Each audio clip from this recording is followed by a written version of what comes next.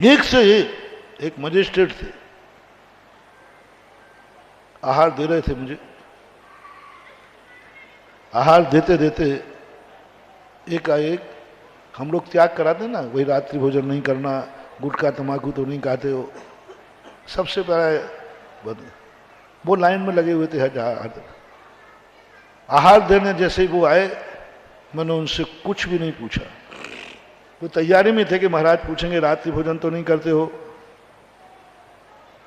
और गुटखा तंबाकू तो नहीं खाते हो, ये जो पूछेंगे उनको सुनते जा रहे थे। तो वो तैयारी कर ली थी उन्हें कि हाँ बोल दूंगा कि नहीं करेंगे। और जैसे मजिस्ट्रेट साहब आए, हाई कोर्ट के मजिस्ट्रेट थे, हमने उनसे कुछ भी नहीं पूछा और हार ले लिया। मजिस्ट्रेट तो मजिस्ट्रेट होता है।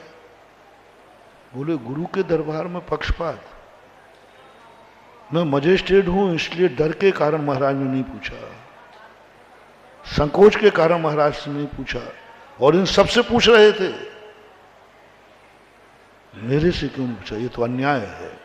न्यायाधीश तो न्यायाधीश होगा, सबके साथ एक मेरे से भी पूछना चाहिए कि आपका त्याग है कि नहीं। मैंने कुछ नहीं पूछा, हार दे दिया। उनको चैन नहीं पड़ी, वो आ गए कमरे में हार के बाद। बोले महाराज मैं न्यायाधीश हूं और आपके दरबार में मैंने अन्याय देखा है। मैंने क्या देखा था? बोले आप सबसे त्याग करा रहे थे, कुछ ना कुछ पूछ रहे थे कि नहीं? मैंने कहा हाँ पूछ रहे थे।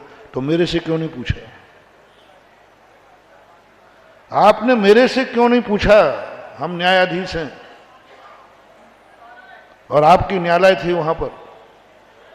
मैंने कहा मजिस्ट्रेट साहब तुमने भली LLB LLM किया है, हम भी वकालत से मजिस्ट्रेट से कम नहीं।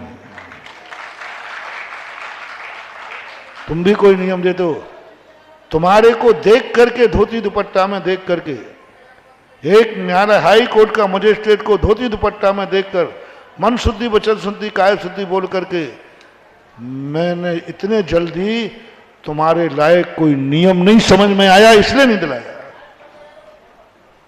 कि तुम्हें ये छोटे मोटे नियम दिला दें। तुम्हारे लायक मेरे पास कोई नियम ध्यान में नहीं आया, और जो आया था वो मैं समझा नहीं सकता। ये तो यूं समझा देते हैं, गुटखा तो नहीं खाता, रात में नहीं खाता, ये तो सर। और जो मैं नियम मजिस्ट्रेट को देना चाहता था वो समझा नहीं सकता था। हार चालू है, मौन में क्या समझाऊंगा? तो मैंने सोच लिया था इनकी पेशी अलग से होगी। जो केस थोड़े कठिन होते उसमें आप पेशी बढ़ाते हो कि नहीं? बोले जी बढ़ाता हूं। तो मैंने कि तुम्हारा केस इतना डेंजर था कि मैंने पेशी बढ़ा दी कि बाद में निपटूंगा इनसे। ये छोटे मोटे अपराधी थे, इनको करंट निपटा दिया लोक अदालत में। तो कहा महाराज जी बताइए अब मेरे लायक क्या है? अब तो पेशी है, अब तो शांति से बैठा हूं। मजिस्ट्रेट साहब बस तुम्हारा एक ही नियम है, तुम रिटायरमेंट होने के पहले अपने जैसा एक दिगंबर जैनी को मजिस्ट्रेट बना के रिटायर्ड होगे। कोई नियम नहीं तुम्हारा, तुम्हारे जैसा मजिस्ट्रेट बना करके होगे। ये नियम तो तुम्हारे पहले ही से है, मैं जानता हूं, तभी धोती दुपट्टा पहनी है। तुमने सब पूछ लिया होगा पहले से कि महाराज को नियम देने के क्या नियम है। बोले साहब पूछ लिया था, तभी धोती दुपट्टा पहनी थी और तैयारी भी थी। उनकी वो तो तुम्हारी तैयारी थी। आज बोलो ये, वो स्तब्ध रह गए। वो कभी नहीं सोचते कि दिगंबर मुनि कभी ये भी नियम देगा। वो सोचते रात्रि भोजन त्याग कराएगा, ये कराएगा, ये कराएगा। बोले ये नियम भी एकदम स्तब्ध होगा। बोलो महाराज आप, ये भी कोई नियम है क्या? मैंने कहा तुम्हारे लिए यही नियम है। आप जैसा मजिस्ट्रेट एक तैयार करके रिटायर होना। बोले महाराज ये तो बहुत कठिन है। मैंने कहा बस अदालत से घोषणा हो चुकी है, जब तुमने मुझे न्यायाधीश बनाई है तो न्यायाधीश की घोषणा के बाद वकील बट परंतु तो नहीं करता, एक ही कहता माननीय न्यायालय का आदेश मान्य है। उन्होंने भी हाथ जोड़ दिए, आशीर्वाद दो, और पूरी ताकत लगा दी।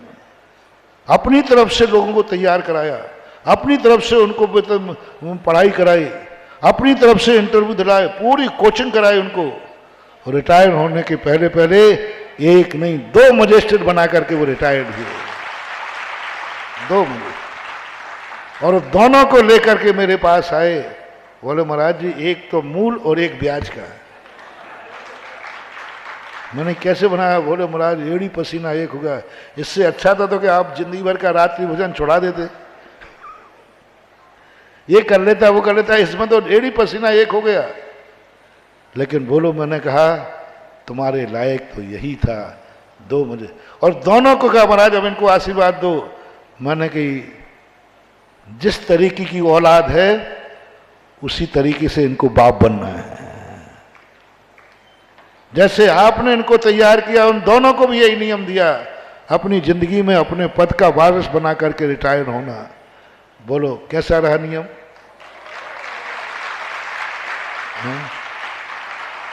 तो हर व्यक्ति की एक हैसियत होती है, देखा जाता है।